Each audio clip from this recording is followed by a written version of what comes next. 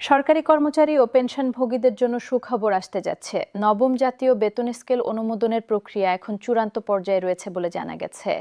জাতীয় বেতন সংস্কার কমিটি তাদের সুপারিশমালা তৈরির কাজ শেষ করেছে এবং শীঘ্রই তা অনুমোদনের জন্য মন্ত্রিসভায় উপস্থাপন করা হবে।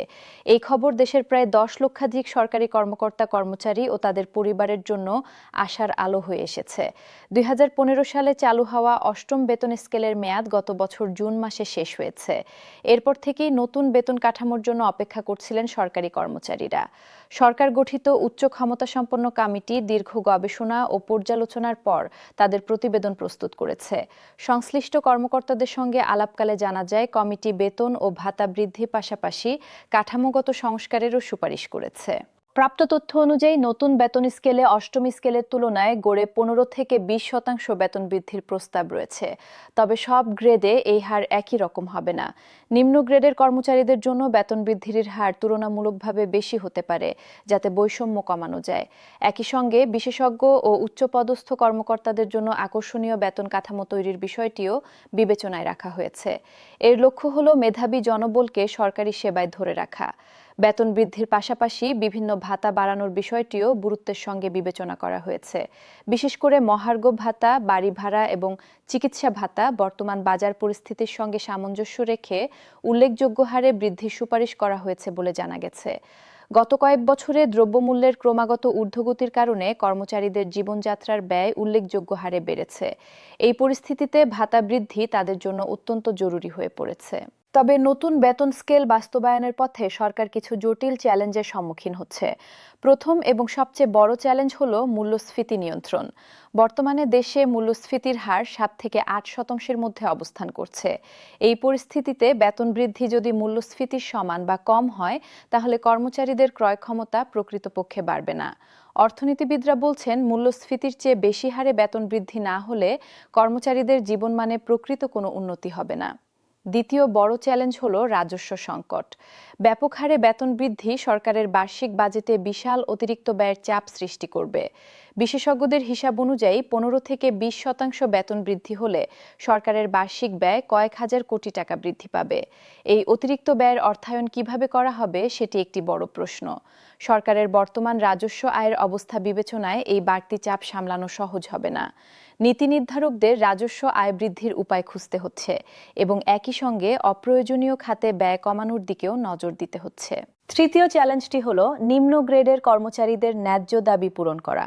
দশম থেকে 20তম গ্রেডের কর্মচারীরা, যারা সরকারি কর্মবলের সিংহভাগ, তারা দীর্ঘদিন ধরে বৈষম্য কমানোর দাবি জানিয়ে আসছেন। তাদের মূল দাবি হলো সর্বনিম্ন বেতন উল্লেখযোগ্য হারে বৃদ্ধি করা। বর্তমানে অষ্টম বেতন স্কেল অনুযায়ী সর্বনিম্ন মূল বেতন 8,500 টাকা। কর্মচারী সংগঠনগুলোর দাবি, এই বেতন 25 থেকে 30 হাজার টাকায় উন্নীত করা হোক। তাদের যুক্তি হলো, বর্তমান বাজার মূল্যের সঙ্গে তাল মিলিয়ে চলতে হলে এই বৃদ্ধি অপরিহার্য। একটি পরিবার চালাতে গিয়ে নিম্ন গ্রেডের কর্মচারীরা প্রতিদিন যে আর্থিক সংকটের মুখোমুখি হন, তা বিবেচনায় নিয়ে সরকারকে সিদ্ধান্ত নিতে হবে। চতুর্থ চ্যালেঞ্জ হিসেবে রয়েছে বেসরকারি খাতের সঙ্গে প্রতিযোগিতার বিষয়টি। বর্তমানে দক্ষ ও মেধাবী তরুণরা বেসরকারি খাতে চাকরি করতে বেশি আগ্রহী হচ্ছেন, কারণ সেখানে বেতন ও অন্যান্য সুবিধা তুলনামূলকভাবে ভালো।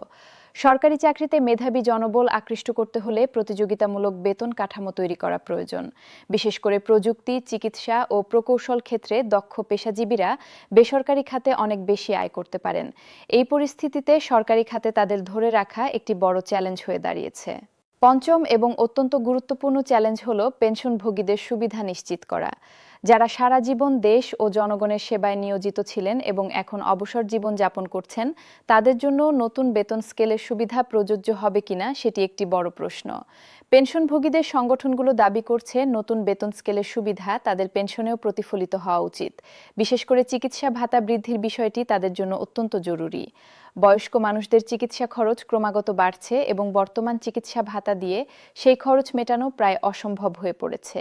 নবম বেতন স্কেল কার্যকরের সময়সীমা নিয়েও রয়েছে অনিশ্চয়তা। প্রাথমিকভাবে ২০২৫ সালের জুন মাসে নতুন স্কেল ঘোষণার পরিকল্পনা ছিল, কিন্তু অর্থনৈতিক পরিস্থিতি ও বিভিন্ন জটিলতার কারণে তা সম্ভব হয়নি।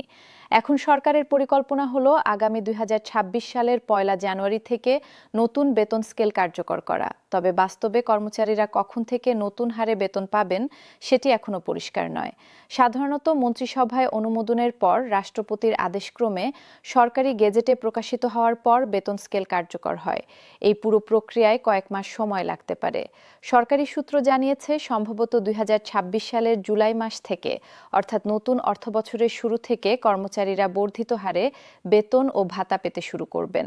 যদি তাই হয়, তাহলে জানুয়ারি থেকে জুন পর্যন্ত ৬ মাসের বর্ধিত অংশ বকেয়া হিসেবে প্রদান করা হবে।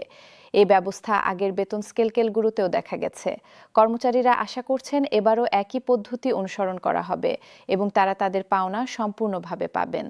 এ পুরো বিষয়ে দেশের খ্যাতিমান অর্থনীতিবিদ ও বিশেষজ্ঞরা তাদের মতামত দিয়েছেন। অর্থনীতিবিদ ডক্টর আহসান এইচ মনসুর মনে করেন, বেতন বৃদ্ধি এখন জরুরি হয়ে পড়েছে। তবে তিনি সতর্ক করে বলেছেন, শুধু বেতন বাড়ালেই হবে না, সরকারকে রাজস্ব আয় বৃদ্ধির দিকেও সমান গুরুত্ব দিতে হবে। তার মতে, অপ্রয়োজনীয় খাতে ব্যয় কমিয়ে এবং রাজস্ব ফাঁকি বন্ধ করে সরকার অতিরিক্ত আয় করতে পারে। তিনি আরও বলেন, বাজেট ঘাটতি বেশি হলে সরকারকে ব্যাংক থেকে ঋণ নিতে হবে, যা শেষ পর্যন্ত মূল্যস্ফীতি আরও বাড়িয়ে দেবে। তাই সুষম পদ্ধতিতে এই বিষয়ে এগোনো প্রয়োজন। অন্যদিকে সরকারি কর্মচারীদের প্রতিনিধিত্বকারী সংগঠনগুলো নতুন বেতন স্কেলে তাদের প্রত্যাশার কথা তুলে ধরেছে।